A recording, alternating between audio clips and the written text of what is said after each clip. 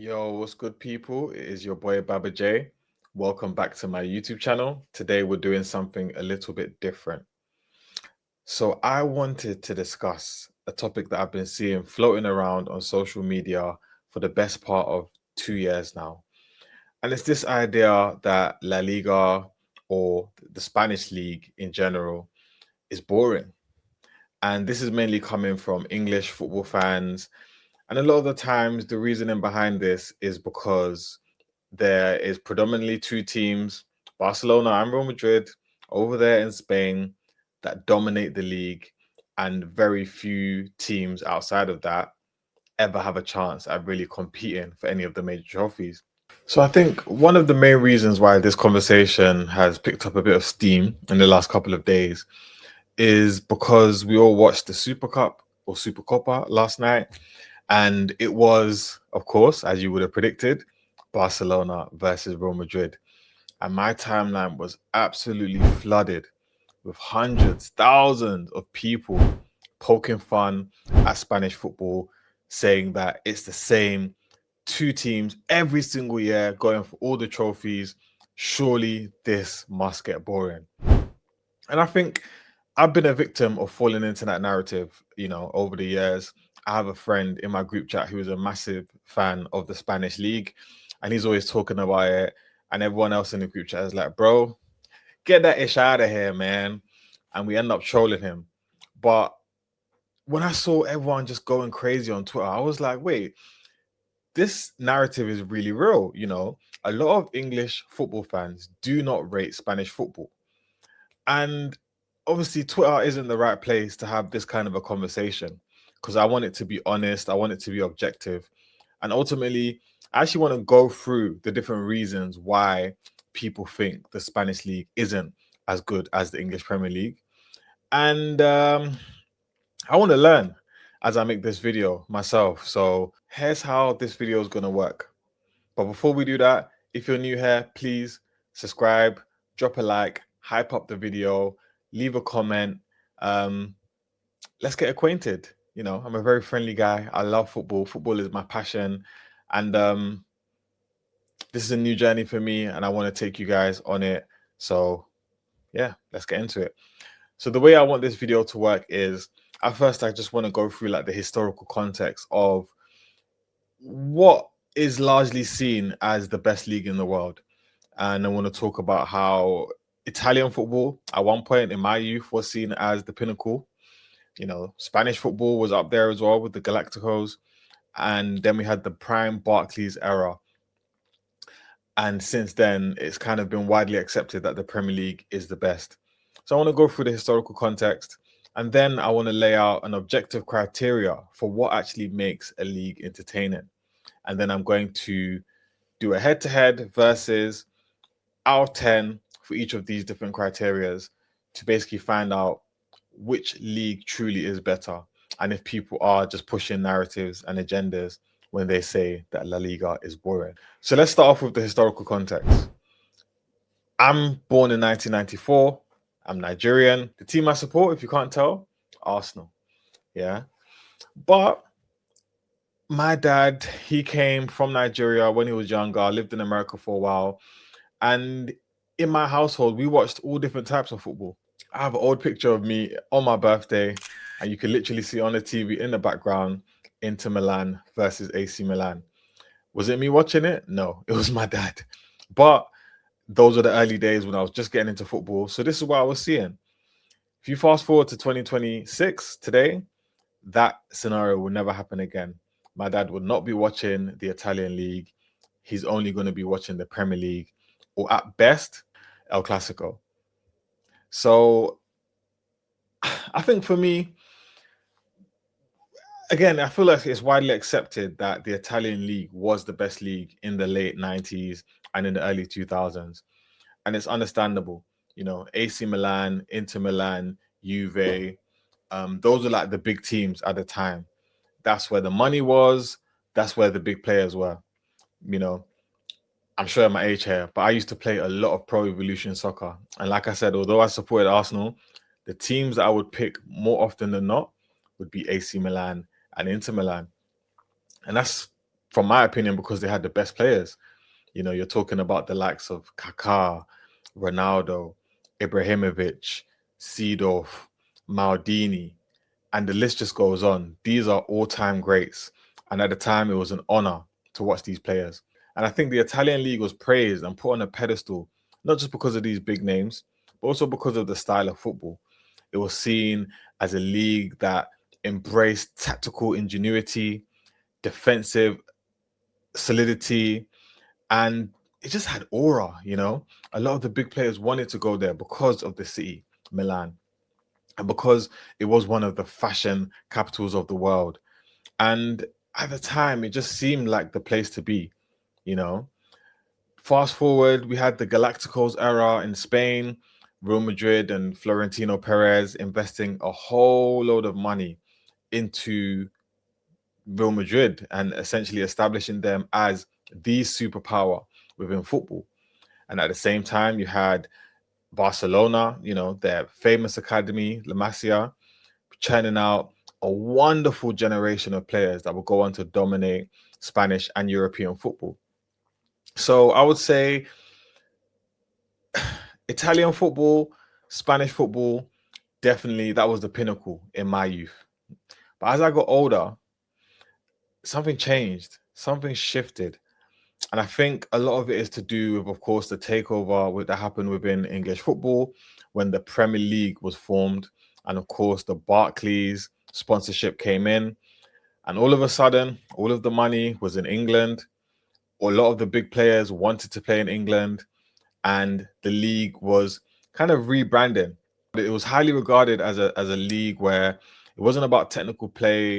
It wasn't about big names. It was just about grit, determination, ruggedness. And to some extent, you know, that reputation still lingers within the British game. But ultimately, that's changed a lot. You know, I saw the likes of Arsene Wenger coming into the league and bringing in that French flair and also bringing in a whole bunch of foreign players with him. And as a person of Nigerian descent, seeing someone like Nwankwo Kanu playing for my club, it meant the world to me. Seeing Thierry Henry, Gilberto Silva, Ashley Cole, so many players of diverse ethnicities coming into the league and dominating, it made me so happy, you know. And I think all of this was the kind of the start of the Barclays, the prime Barclays era. And I think since then, the Premier League has just grown in reputation, grown in stature, and has eclipsed and left behind the Italian and Spanish league. And of course, there's many reasons for that. Italy, we all know what happened there, the controversy with the scandals, should I say, which just really damaged the reputation of the league. I don't think they've truly ever recovered from that. And then with Spain, the failure of the Galacticos, I want to say that really damaged the Spanish league as much as the corruption damaged the Italian league. But I just think the upward trajectory of the Premier League and many other reasons that I'm going to get into in this video massively contributed to why people now perceive the English Premier League to be the best of the best. So I think for us to truly have an honest conversation about this, we need to lay out some criteria. So I've got some notes on my phone. And with this, I think we're going to be asking, what makes a league entertaining? Like, what actually makes a league good? So for me, I put it down to 5 criteria. So the first one is big teams and big players. The second one, style of play. Third one, the overall competitiveness of the league. Number 4, the narrative, storylines, and jeopardy. And number 5, the media reach and money. So let's get into it. Like I said, I'm going to be doing a head-to-head La Liga versus the Premier League for each of these categories. And I'm just going to be talking through my point of view. I might kind of look into some facts and figures to kind of back up my thinking or verify some of my thoughts. But ultimately, if you guys want to, you can kind of do the same thing in your head. Based on these 5 criteria, which one do you think is more entertaining, La Liga or the Premier League? So let's talk about it. Big teams, big players. So La Liga. It's well known that La Liga has 2 megaliths, 2 giants of world football. Real Madrid and Barcelona. Atletico Madrid is a fantastic team, but it's nowhere near the level of Real Madrid and Barcelona. And I think all Spanish fans would admit that, right? Whereas in the Premier League, you have about 6 or so megalith teams. So that being Chelsea, Man City, Liverpool, Arsenal, Manchester United, and Spurs. A lot of people argue about the Spurs, I'm not saying I'm one of those people, but in regards to what we define as the big 6, Spurs are there. Cool. So that being said, I think England has more big teams.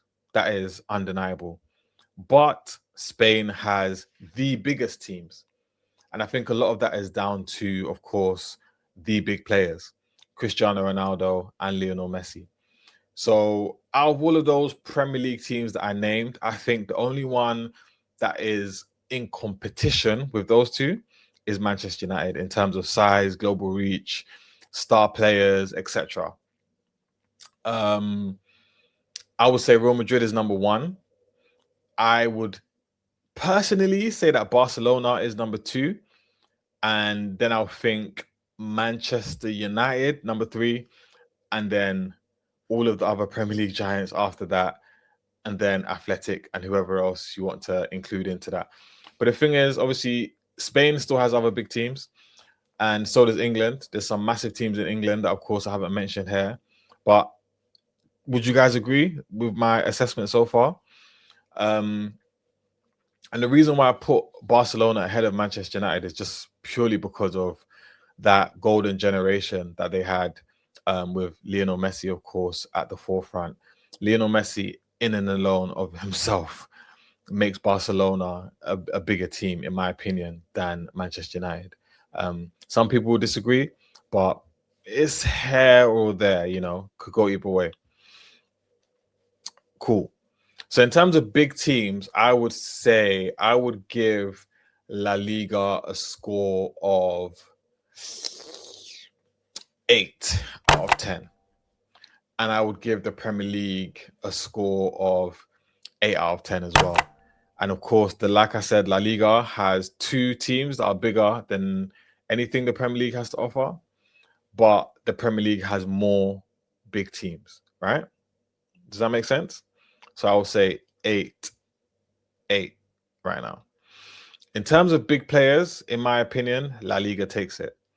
I saw a debate the other day where they were basically saying that none of the Premier League legends make it into a La Liga legends team.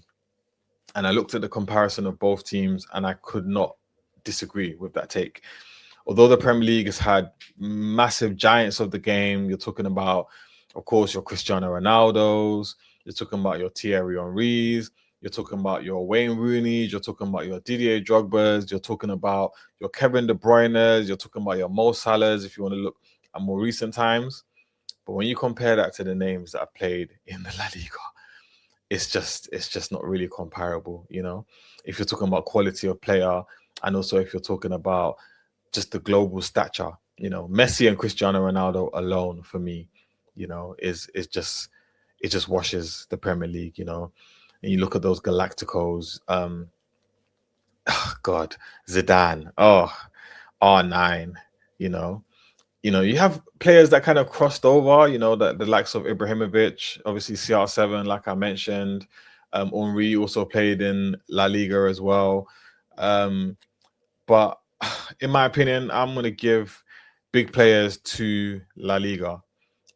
They just have more superstars, and that's the truth. And even if you look at modern times, a lot of the big stars that do play in the Premier League still see La Liga, well, more specifically Barcelona and Real Madrid, as their overall dream destination, which isn't surprising to anybody, Although the Premier League can pay kind of similar wages to what those clubs can pay, I think a lot of players still grow up thinking that, to play for Real Madrid is the pinnacle of where you can reach as a footballer.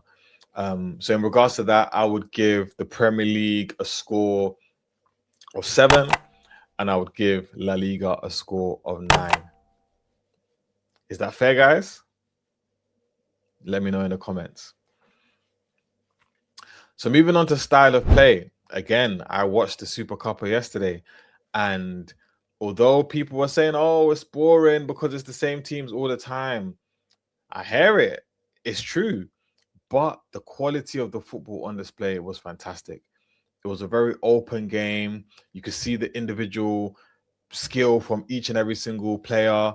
You had the likes of Vinícius Jr. on the pitch doing amazing things, Rodrigo, Camavinga, Jude Bellingham, who was relatively quiet to be fair, but we all know his overall quality.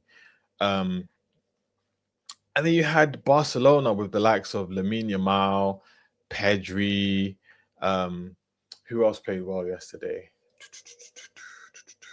Rafinha. Oh my gosh. Although he did come from the Premier League, which is, again, it kind of goes to my point. Rafinha um, came from Leeds, which is a team that was promoted to the Premier League not too long ago, and he's gone over to La Liga to become one of their star players. But he wasn't a star in the Premier League, and that's just because he was playing for Leeds, respectfully. And he's gone over to Barcelona, and he's absolutely proved himself at the highest level. But you had players like Lewandowski on the pitch as well, who even at his age now is still performing at the highest level. So the amount of quality that was on display and the quality of the game in itself was just phenomenal. A lot of people would argue that Barcelona right now are the better team, but the fact that it still went to basically the wire, it just goes to show how entertaining that game was. And when you compare that to some of the top of the table clashes in the Premier League, like we all watched Liverpool versus Arsenal the other day, and although I'm an Arsenal fan, I have to admit that was one hell of a boring game. Obviously last season we had the Arsenal 5-1, and when Man City and Liverpool were both going for titles, there were some entertaining games in there. But for the most part, the quality of football in the Premier League is definitely not up to the standard of the quality of football in La Liga. And I'm just talking purely from a stylistic point of view. I have no doubt that if Barcelona, Real Madrid, or any Spanish team was to come up against Eddie Howe's Newcastle or Unai Emery's Aston Villa, they would have a very difficult game in terms of the quality. Yeah. But when we talk about stylistically, I don't think there's any Premier League team right now that is matching any of those two teams in the La Liga, especially Barcelona. So I think just in terms of style of play, purely style of play, not quality of the teams, not effectiveness, just purely style of play, I would say I'm going to give it to La Liga as well. So I think Premier League, and I don't want to just be talking about recent times like this season, because I think we have seen Man City and Liverpool both reach incredible heights when it comes to style of play, like Jurgen Klopp's gegenpressing style and Pep Guardiola's tiki-taka, which of course, started off in Spain with that fantastic team, but he did bring that over to Man City. And at one point, they were playing some of the best passing football that you will ever see, but then even then, he's a Spanish manager. You know what I mean? So I think we can all agree that Spain have a better style of play than in England. I think in history, the only style of play that I can think of being more entertaining is that Brazilian Jogo Bonito style, which I would put at a 10. But Spanish football, tiki-taka style, not that that's what Barcelona are playing right now, or Real Madrid, or any of the other teams in the league, but I think that still lingers within the Spanish style of playing. And I'm going to have to put Spanish football, probably, I would probably say a 9 or 8. I'll maybe go for 8 because it's slightly declined in recent times. And Premier League, I think Arsenal, people always criticize us for playing haram ball and relying on set pieces. And I must say, even though I'm an Arsenal fan, when I watch Arsenal, I would say 7 out of 10 times, it's not the most entertaining football to watch. Man City have fallen off a bit in terms of style of play in recent years. Liverpool, they're a shell of their former selves. Man United, please, they have no style of football. Chelsea, again, young team, they're finding themselves, don't really have a style of play. Everything in the Premier League is just very functional. So right now, I would give the Premier League a stylistic rating of 6. Yeah. Okay, so this is where I think the Premier League might start to kind of regain a bit of its credibility within this argument. So competitiveness. In the Premier League, it is incredibly competitive and arguably the most competitive it's ever been. We've literally seen 2 teams that were recently promoted in Leeds and Sunderland come into this league and actually hold their weight, which for me is just fantastic. And these are the kind of things that you want to see in football. These are the things that make it exciting, things that make it different, and ultimately make it entertaining, you know. And like we said, we have 6 big teams, and on their day, any of those 6 teams can kind of beat each other. Although there's always like 2 that are kind of ahead of the rest of the pack. But for the most part, the games between those big 6 teams can kind of swing anyway on the day, But outside of that, that kind of middle group of teams in the Premier League, your likes of Aston Villa, Newcastle, Brighton, Crystal Palace, Fulham, Bournemouth, even Brentford recently, like these teams are really, really tough to beat. Like every time I look at the fixture sheet for who Arsenal are going to play, I don't think there's many easy games in the Premier League. Maybe you could argue West Ham, Wolves. But other than that, most teams in the Premier League are going to give you a run for your money, So I think in terms of overall competitiveness, the Premier League has to be ranked a 10 out of 10. Absolute 10 out of 10, I must say. And you can even look at the success of the English teams in Europe recently. I was so surprised the way we've just manhandled Real Madrid, Atletico recently. Who else have we played from Spain? I can't even remember, but for the most part, when English teams go up against even the better teams in Spain, they always give them a game. Always, always, always. And recently, the top teams in England have been coming out on top of the top teams in Spain. Like I saw Chelsea, who are struggling this season, just recently sacked Enzo Maresca. Absolutely deep fry Barcelona, who are meant to be one of the favourites this year for the Champions League. And we also saw Arsenal versus Real Madrid in the quarterfinals last year. It was crazy. Like I think even the Real Madrid players were shocked, So competitiveness, 10 out of 10 for the Premier League. In regards to La Liga, competitiveness, I would say 5 out of 10. And I think that's probably even being generous, Over the past decade or so, I think the only other team to even win the La Liga outside of Real Madrid or Barcelona is Atletico. And we've seen how great of a manager Diego Simeone is, how good a team he had at the time, and also how long he's been there as a manager and able to develop his philosophy and also just take advantage of the one odd year that maybe Barcelona and Real Madrid weren't just completely dominant. So just in terms of competitiveness, it's not really that. And I know a lot of La Liga fans will then turn around and say, well, if you look at the last decade or so, the only teams that have won the Premier League really is Liverpool and Man City. And I think it was 2017 or so that Chelsea last won it. But since then, Chelsea haven't really come close. Arsenal are probably the only other team outside of Liverpool and Man City that have challenged like realistically for the league. And technically, Arsenal still haven't won it yet. Although I do think this year is our year. And that's a valid argument. However, if you look at the Premier League and you look at the Champions League winners in recent times, we've had Liverpool, we've had Man City, we've had Chelsea, Europa League as well. We saw Manchester United and Spurs reach the finals last year, and both of those teams were literally just above relegation in the Premier League, which is crazy to me. So I do think the Premier League has a wide array of teams that can compete at the higher level. Yeah.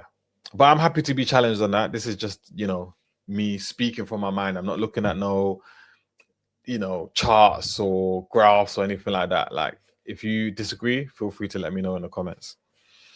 So let's go into narratives and jeopardy. So by this, I just mean like the overall storylines. I think one thing about football is that we love a bit of a story.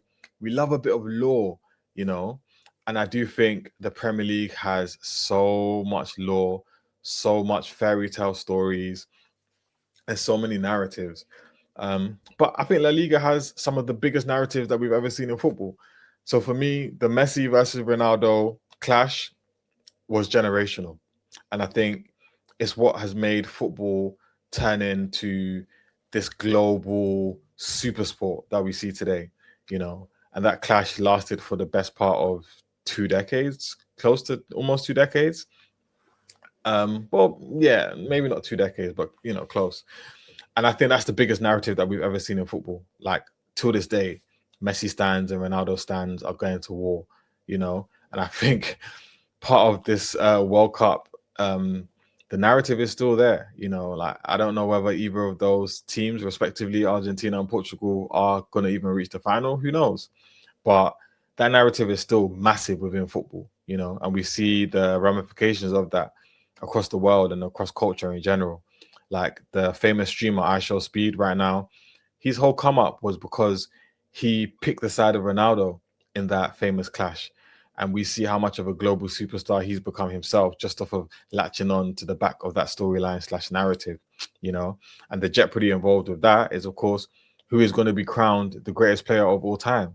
It can't get any bigger than that, But you've had other narratives out there, like the Galácticos, this building of a super team in La Liga. Will it work? Will it not work? All of this stuff. You've had other stuff like Figo and that whole transfer fiasco. Simeone coming in with his haram ball and disrupting the balance of power. So there has been narratives in La Liga that have kind of reached the global stage, but I would say, they had the biggest narrative, but I think the Premier League has more narratives, which I'll get into now.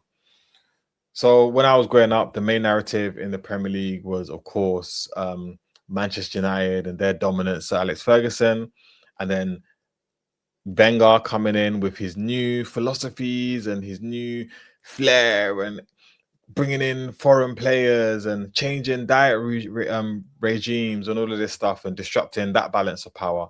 I would say that was like the original battle and narrative within the Premier League. We had Mourinho coming into the league, this swag, Portuguese aura, I'm the special one, and taking Chelsea, who had just been recently taken over by the Russian oligarch, Roman Abramovich, bringing in all of this oil money and all of this stuff. And, it was a crazy time. And that as a narrative and storyline was incredible. I wouldn't say they built like a Galacticos team, but it was close. It was close. They went around picking all the best players from different leagues around the world and building this super team that would go on to win the Champions League and have a period of dominance within the Prem. We've had other narratives, of course, like Leicester. I think for me, this might not be the biggest narrative, but I think it's the best narrative that we've seen in the Premier League. A team that was in the lower leagues coming up into the most competitive league in the world and winning it with a crop of players that would then go on to become legends and icons in the game. Your N'Golo Kantes, your Riyad Mahrez's, your Jamie Vardy's, and just the shock and surprise and the fact that we'll probably never see something like that again in our lifetimes. That for me makes it the best narrative that we've ever seen. And then in recent times, of course, well, not even in recent times, before I get onto that, you have the rise of Man City and that takeover, the noisy neighbors coming in and disrupting what Sir Alex Ferguson had built. Arsenal at that time had dramatically fallen off. That's even a whole nother narrative in itself. The banter era of Arsenal, Robin van Persie going to Manchester United and winning that league title for Ferguson, and then Pep Guardiola coming in. But even before that, you had Man City, that famous Aguero moment, which kind of represented that power shift, in Manchester United, from Manchester United being the global dominant force, representing England, and that shifting over to the noisy neighbors, and then seeing one of the best managers in the world, Pep Guardiola, come over and build a dynasty in England, bringing in some phenomenal players and playing some of the best football that we've ever seen. And then, of course, the German mastermind, Jurgen Klopp. And that head-to-head, Jurgen Klopp versus Pep, like from an outside point of view as an Arsenal fan, I couldn't say I enjoyed it, but low-key I did. We got some of the best league title races that we've ever seen, Man City going on to get 100 points and Liverpool literally just being a point or so behind them. And they were both playing some phenomenal football, and nobody in the league could even get close to them, So I think the Premier League has had some phenomenal narratives. And even now, you look at the downfall of Manchester United, you look at the takeover, or the I guess I don't know what to call it, hostile takeover of Chelsea, with the new group that's come in, and their kind of struggles in recent times. And then you look at Arteta, who is Pep's understudy. His former assistant coach leaving to go and join Arsenal, and then turning Arsenal into a competitor, of Man City, who has failed 3 times in a row. But this season, will it be the year? So I could just go on and on and on about all the different narratives, in the Premier League. And I'm not just talking about small narratives. I'm talking about narratives that dominate on a global scale, So I think in terms of narratives and storylines, like I said, La Liga has the biggest narrative of all time, Messi versus Ronaldo. But I think the Premier League has more exciting and fun narratives to follow, especially when you think about the relegation teams as well, and what they're able to do in the league, and also some of the smaller teams and some of the amazing runs that they've been on, getting into Europe and stuff like that. So this one's a tough one, but I would give La Liga a scoreline of 8 on this, and I would give the Premier League a scoreline of 9. Yeah. But feel free to disagree with me, guys. Listen, if you disagree, put it in the comments. Yeah. Cool. So media reach and money. Media reach and money. I think this one is quite clear, The Premier League has the most money in the world. If we're talking about TV rights and licensing, and just the amount of money in the Premier League is ridiculous, and you just have to look at how much money Premier League teams are able to spend, not only on wages, but on transfer fees.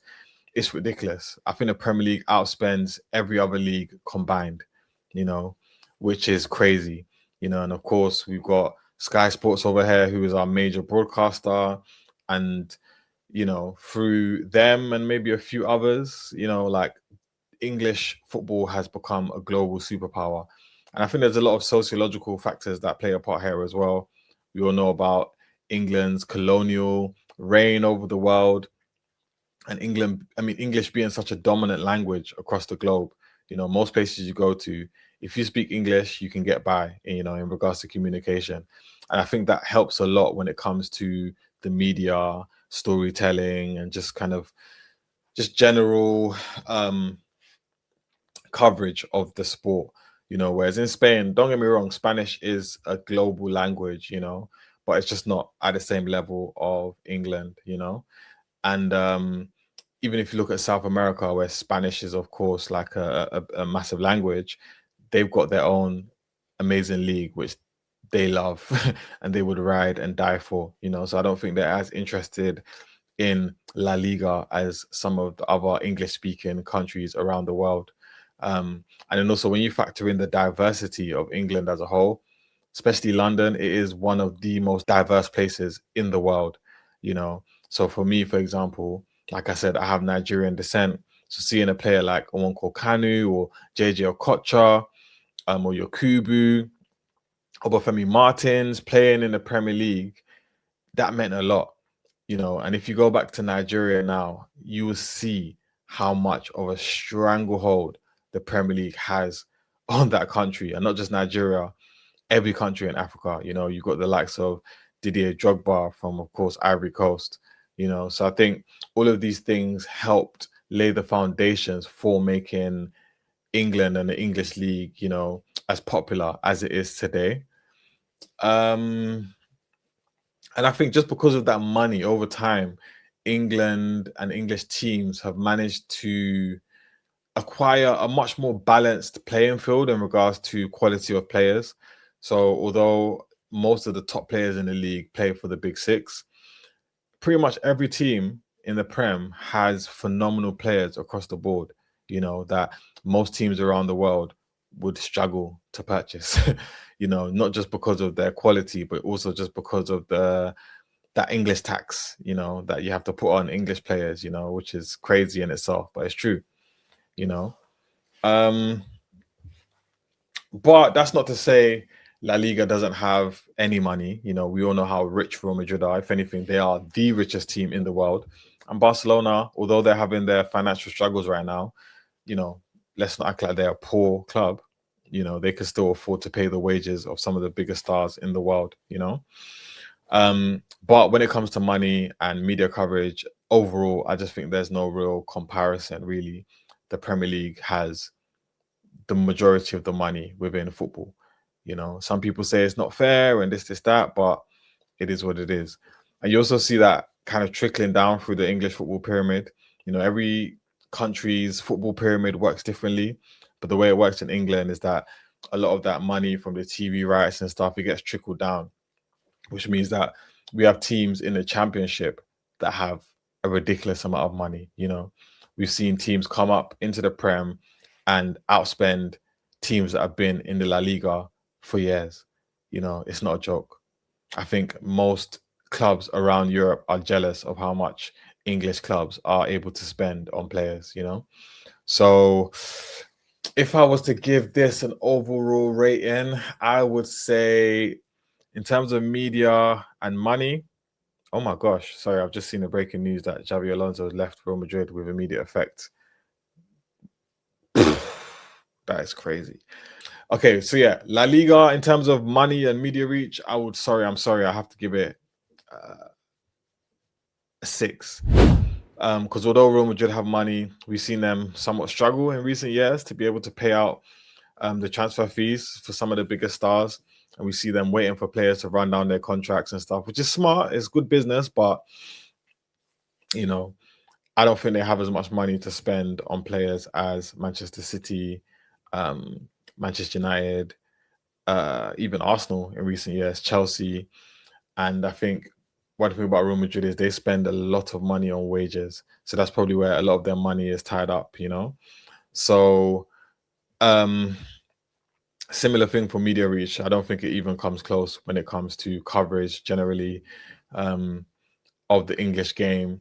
And you see, the size of some of the fan channels in England now. AFTV, I don't even know how many followers or subscribers they're on now, but it's probably close to like 2 million. And every single club in the Premier League has a fan channel. Obviously, the bigger teams have bigger ones, but even the smaller ones have large followings, which is crazy. And I think the Premier League were pioneers, or the Premier League fan bases were pioneers in that kind of fan football media space. And of course, the English game benefits from it in regards to entertainment. Everyone always used to talk about the AFTV and chill sessions, but it's also become part of like that tradition or that routine that football fans have is you watch your team play, but then after the games, you go and watch all your favorite content creators and all your favorite fan channels and get all their reactions and all of the different shows. And it's part of football now, and it just makes the game even more entertaining. Um, so I would give the Premier League a rating in regards to media reach and money of 10. It has to be 10 out of 10. Don't get me wrong, I do think the coverage from the mainstream media could be better. Absolutely. But in regards to getting clicks and engagement, they are good. I must give it to them. So I would say, yeah, 10 for the Premier League and a 6 for La Liga. So let's look at the final scores. So in regards to big teams, I ended up splitting up big teams and big players. La Liga scored at 8, Premier League scored 8. Big players, La Liga scored 9, Premier League scored 7. Style of play, La Liga 8, Premier League 6. Competitiveness, La Liga 5, Premier League 10. Narratives / jeopardy, La Liga 8, Prem 9. Money / media, La Liga 6, Prem 10. So, can I get a drum roll, please? The final score, La Liga 44 and the Premier League 50. There we have it, guys. We have a winner. The Premier League, according to my objective ruling, is the better league. And it's a lot closer than I thought, or it's a lot closer than people would have you think. I do think both of them are probably the top 2 leagues in the world. And yeah, imagine I made it throughout this whole video without mentioning the word farmers. Well, up until now. But yeah, guys, hope you like the video. Please, nobody be offended. I feel like I've tried to be as fair as I possibly can. Like I said at the beginning of the video, if you enjoyed this video and you want more content like this, please subscribe, drop a like, hype up the video, leave a comment if you disagree or if you agree, or if you just want to share some love. And if you can, make sure you follow me on all social media. You'll find the links to my Twitter, my Instagram, and my TikTok down below in the description. But until next time, peace. It's what the world been missing right here.